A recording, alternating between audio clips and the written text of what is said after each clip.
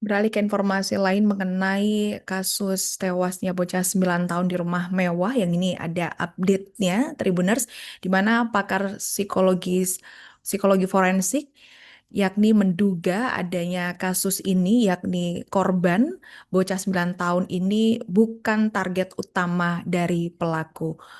Dan dalam hal ini pakar psikologis forensik Reza Indragiri menduga bocah 9 tahun itu bukan sebagai target utama. Dalam hal ini, Reza mengungkapkan sebenarnya mengincar pihak lain yang ada kaitannya dengan korban, yakni orang tua dari bocah ini, Tribuners. Namun, lantaran pelaku tidak bisa melakukan itu kepada orang tua, maka bocah 9 tahun ini kemudian dijadikan objek pengganti, di mana dalam hal ini Reza juga menegaskan antara perilaku dengan motif dalam kasus ini yang belum tentu linier, dan dirinya juga kembali menegaskan kemungkinan korban bukan menjadi target utama dari pelaku ini. Tribuners, ini menjadi hal yang penting begitu ya untuk diperhatikan, dan terkait korban yang kemungkinan dijadikan target pengganti dikatakan lantaran anak-anak ini termasuk dalam kelompok yang rentan dan bisa menjadi korban kejahatan. Mereka ini adalah anak-anak yang lemah secara fisik dan secara psikis, dan mungkin saja juga lemah secara sosial. Lantas mengenai kematian anak Maman, politisi PKS, yang keberadaan dari Satpam dan juga ART ini dipertanyakan baru-baru ini, Tribuners. Di mana saat insiden penusukan yang dialami oleh seorang anak politisi PKS di Cilegon yang bernama Maman Soherman, ini ternyata korban berinisial MA, 8 tahun, hanya berdua dengan sang kakak berinisial D di rumahnya. Dengan adanya temuan tersebut, Tribuners, yang menjadi pertanyaan di rumah mewah Maman itu mungkin tidak ada penjagaan satpam atau asisten rumah tangga. Dan diketahui penusukan ini dialami anak dari Maman Soherman ini, usianya masih belia begitu, 8 tahun, dan kejadian ini terjadi saat si korban dan juga kakak, yakni D, anak kedua ini berada dalam satu rumah, dan D ini menelpon Mamang meminta pertolongan dengan nada panik ketika kejadian itu terjadi. Sesampainya di rumah, Maman Soherman mendapati anaknya, korban ini sudah terkapar bersimbah darah. Dalam hal ini, penyelidikan Kapolsek Cilegon, Kompol Firman Hamid, mengatakan korban pertama kali ditemukan dalam posisi tengkurap. Ayah korban mendapati anaknya dalam posisi kondisi tengkurap dengan luka serius disertai pendarahan yang hebat. Lantas, ayah korban ini langsung membawa korban ke rumah sakit Betsaida di kota Cilegon, dan mana dalam hal ini sayangnya nyawa MA ini tidak diselamatkan, tidak bisa terselamatkan lantaran banyaknya tusukan yang ada di badan korban begitu. Dan menurut Kompol Firman, berdasarkan pemeriksaan, korban mengalami luka tusukan benda tajam yang lumayan banyak, cukup banyak, sebanyak 14 luka tusukan dalam tubuh korban. Dan temuan lain juga diungkap oleh Humas DPW PKS Banten Kusuma Nirmala, di mana mengatakan bahwa insiden penusukan ini terjadi setelah sang ayah, yakni Maman Soherman, baru saja dilantik menjadi Dewan Pakar PKS Kota Cilegon.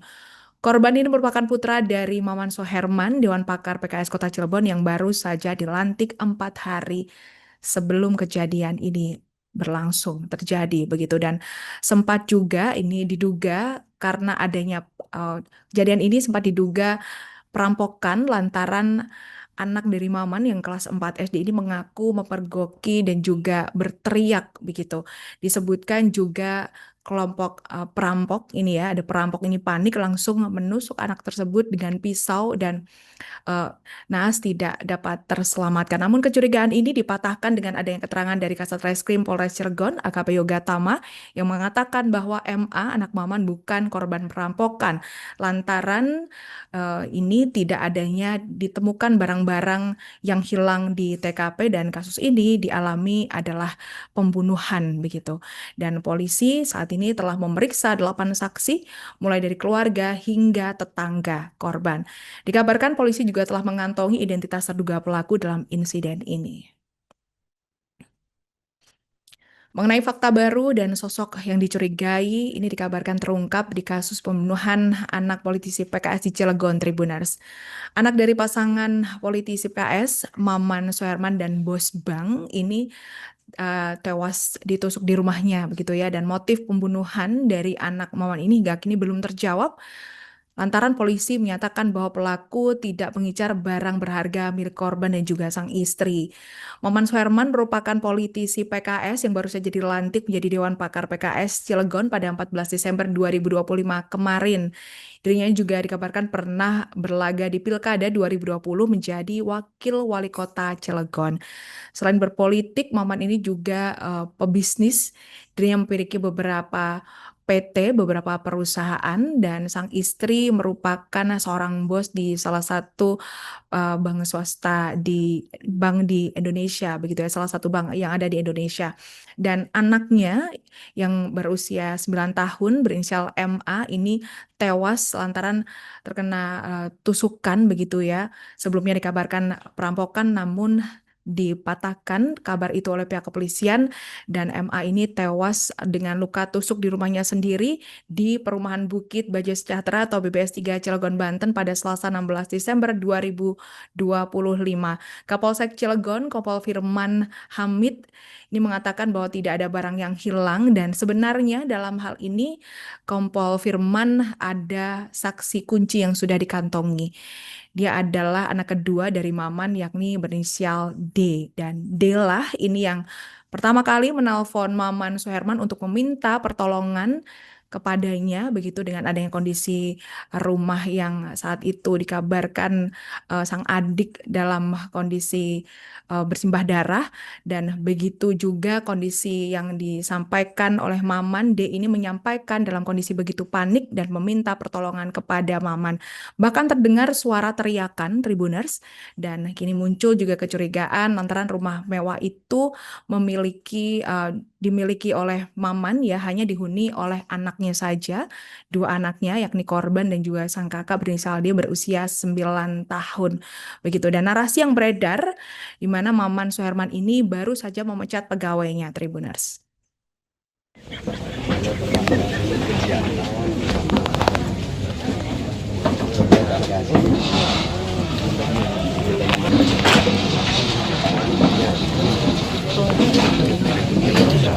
Itu belum bisa kita jelaskan.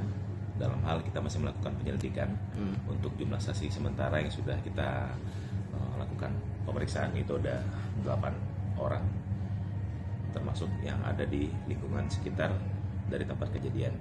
Untuk dari penanganan pertama kita sudah mengamankan TKP, sudah melakukan visum. Kita sedang menunggu hasil otopsi dari korban. Butuh berapa lama Pak untuk otopsi? Untuk otopsi hari ini insya Allah sudah bisa selesai, hasil sudah bisa keluar untuk hasil otopsi. Yang penting sekarang kita bergerak sesuai dengan peraturan perundang-undangan secara objektif dan profesional. Ada dugaan indikasi motif perampokan? Untuk dugaan motif sementara belum bisa kita jelaskan secara lugas karena kita masih dalam tahap penyelidikan. Dalam arti kita masih membuat terangnya suatu tindak pidana ini, bagaimana tindak pidana bisa terjadi maupun pihak-pihak yang terkait. Penegasan saja kemudian 8 saksi yang diperiksa itu dari pihak keluarga atau keluarga? Termasuk ada dari pihak keluarga juga. Keluarga setempat ya? Termasuk dari pihak keluarga juga ada, dari pihak non keluarga juga ada. Di lokasi itu ada CCTV dan ada barang bukti yang diamankan? Di sekitaran lokasi itu ada CCTV sudah kita amankan. Kita sedang melakukan pemeriksaan juga terhadap saksi-saksi. Semenjak video ini di-tag atau wawancara ini dimulai juga pemeriksaan sedang berlangsung. Dari kemarin kita juga sudah bergerak sangat cepat baik dari TP-TKP-nya. Download Tribun X sekarang, menghadirkan lokal menjadi Indonesia.